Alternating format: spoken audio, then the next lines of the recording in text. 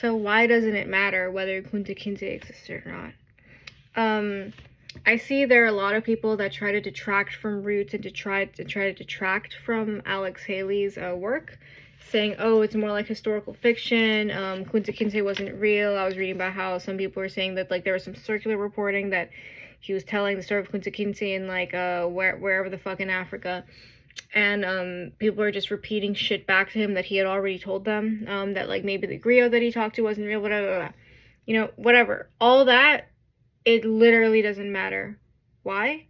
There are a couple fucking reasons. So I'd say, first off, I think that Kunta Kinte at this point is an egregore, representing every Black American's enslaved ancestor, like that ancestor X, that Kunta Kinte-esque ancestor that was stolen from wherever the fuck they were living in Africa and forcibly taken to America.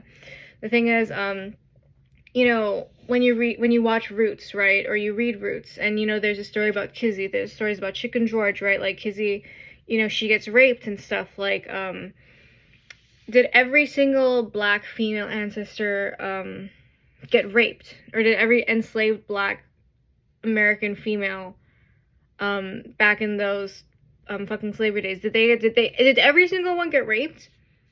I would motion to guess that most of them did, but I don't think 100% of them did, straight up. I don't think that's I think I don't think that you can say 100% certain for anything unless we actually have like historical facts, you know what I mean? Like, but unfortunately, when it comes to like that ancestor X, that Kunta Kinte ancestor, every single Black American that, has enslaved ancestors has an ancestor that was forcibly taken from Africa and taken to America. That's just a fact. Because why?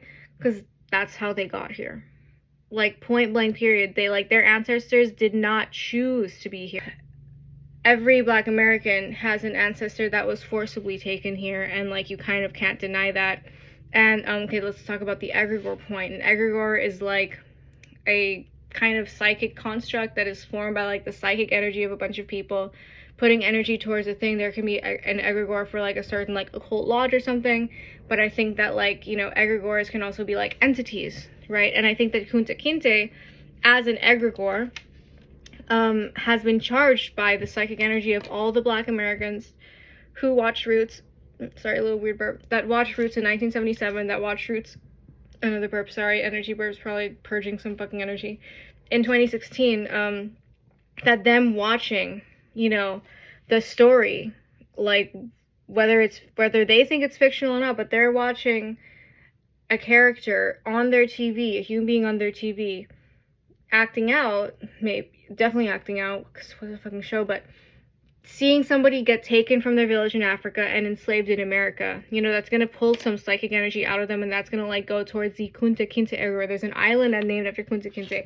I was listening to some, like, Gambian Mandinka rap the other day, and then this guy was, like, Mandinka warrior, and he's saying, like, Kunta Kinte in it, and I was kind of like, I don't know, I feel like only Black Americans can claim Kunta Kinte, personally.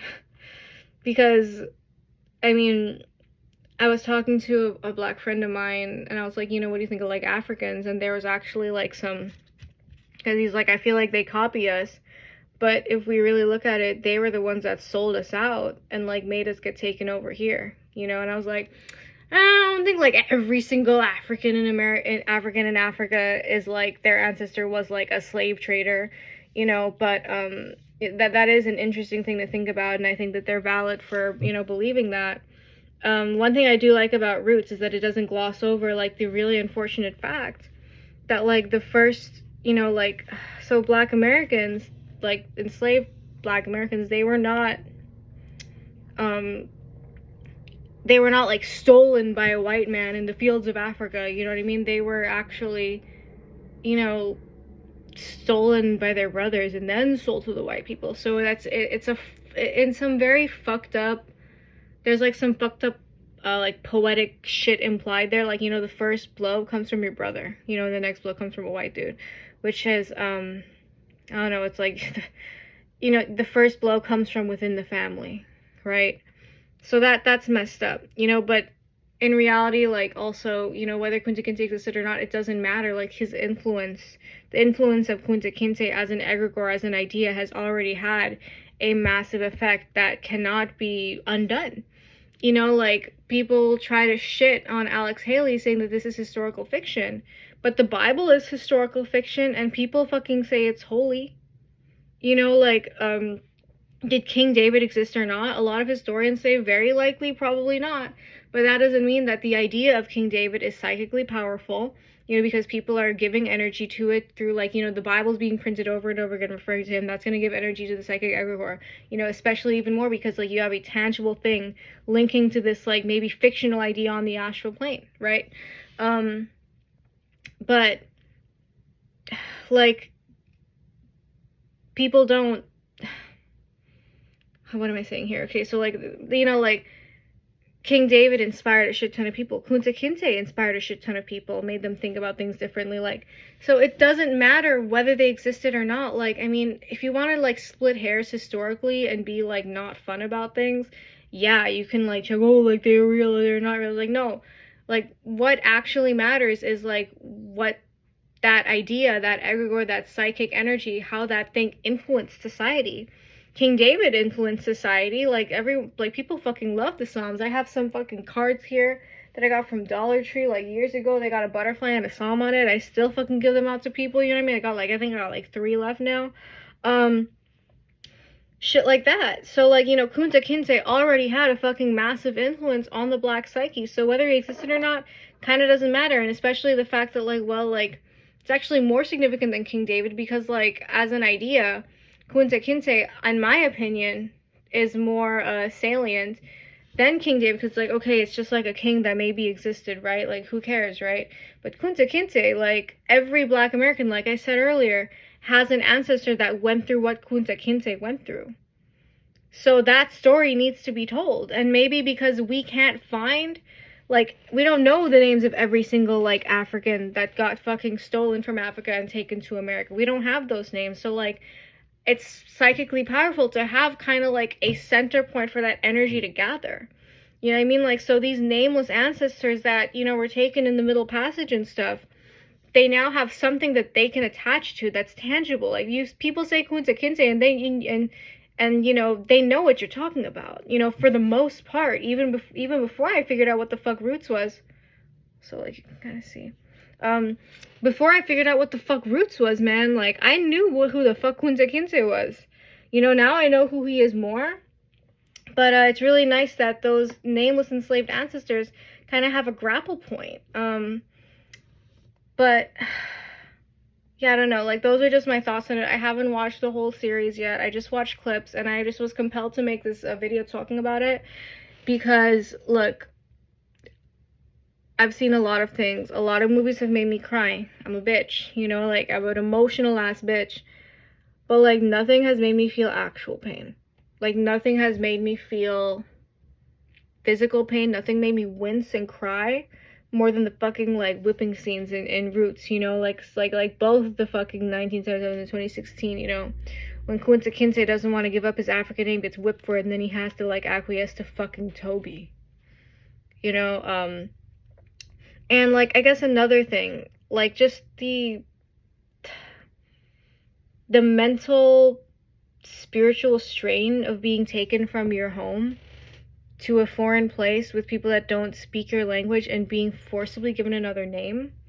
You know, like, people try to detract from roots and say, oh, Alex Haley just, like, made this shit up, blah, blah, blah. Oh, like, Kunta Kinte didn't exist, blah, blah, blah. Like, they try to discredit it, or, like, they're the same white people, or, like, maybe, I mean, they're mostly white, let's be honest. People that try to detract from slavery, you know? Well, but if you take these people, you sit them down, whether they're white, Asian, whatever the fuck, right? And tell them, like, another day after they fucking shit on slavery or Roots or Alex Haley and stuff, and the idea of Kunta Kinte. You sit them down another fucking day and just be like, hey, man, did you hear about that girl? And they're like, what? Yeah, no, like, and take whatever they are. Let's say it's a white person. It's telling them, man, did you hear about that poor girl from Minnesota? She got kidnapped by, Muslims, Arabs, let's say, and, they took her back to Dubai and, like, forced her into slavery, and they made her change her name, and they whooped her ass. You know, took her where she never saw her family again. she died like that. You know, her family never saw her again. They'd be like, oh my fucking god, what a nightmare. They'd be like, that is so beyond fucked up. They could be like, that was actually like not a real story, but that actually historically did happen to every Black American's ancestor. Like I said, you know, we're not sure if every single Black American has an ancestor that had a life like Kizzy or Chicken George, right? But we know that every Black American has an ancestor that had a very similar experience to Kunta Kinte. So that's why it doesn't matter whether he was real or not. What matters is that his experience was real.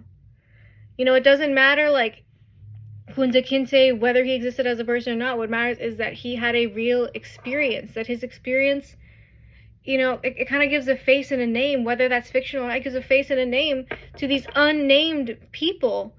These unnamed people that were forcibly taken from their lands and, like, fucking lived and died with a fucking new name and, like, left behind descendants. You know, and I think that's why the kunta kinte egregore is so strong, because all these fucking unnamed ancestors, enslaved people, kind of use his name as a ground. They, like, latched onto that name psychically.